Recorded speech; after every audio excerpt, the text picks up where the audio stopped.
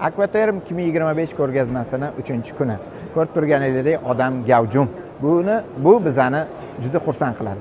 Klimadens kompaniyasi o'zining yangi mahsulotlari bilan bu ko'rgazmada aktiv ishtirok etyapti.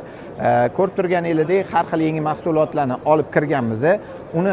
Ulardan biri Judo filtrlari bo'ladi.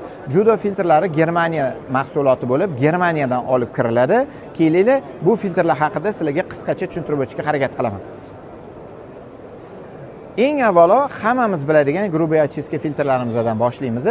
Grubiy очистка filtrlarimiz bizda ikki xil turda mavjud, ya'ni manometr reduktorsiz va manometr reduktorli variantlarimiz va hamma narsa avtomatika bo'lsin deganlar uchun alohida servoprivodlarni ham olib kelib qo'yganmiz.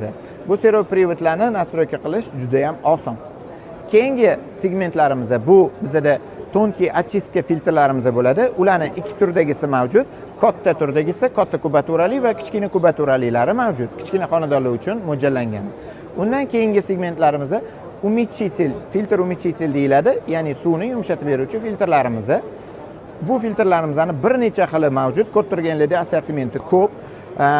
Bulardan katta gabaritli filtrlarimiz, kichkina gabaritli filtrlarimiz domla uchun mo'ljallangan, undan ham kichkina gabaritli filtrlarimiz va asosiysi polni avtomatika qilingan, ya'ni hamma narsani telefondan, Wi-Fi dan orqali boshqara oladigan datchik protechka, datchik utechkalari bor filtrlarimiz ham mavjud. Bular o'zi gabariti kichkina bo'lgani bilan o'zidan katta suvni o'tkazib olgani uchun bu filtrlarimizni pромышленный zonalarimizda ham va katta binolarimizda ham ishlatishimiz mumkin. Bu filtrlarimiz O'zbekiston tanigan katta brend filtrlari bilan ham bemalol raqobatlasha oladi.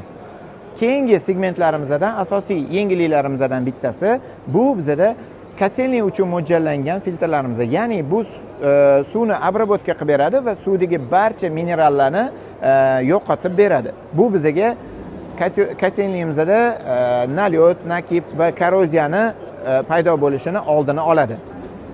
Va bu uskunamiz agar suvimiz yumshoq bo'ladigan bo'lsa-yu, bizda asosiy maqsad nalyotni, ya'ni oq dog'larni oldini olish bo'ladigan bo'lsa, shu uskunamiz bizga yordam beradi. Bu uskuna suvni strukturasini o'zgartirib yorib, minerallarni cho'kish holatini, xususiyatini yo'qotib beradi.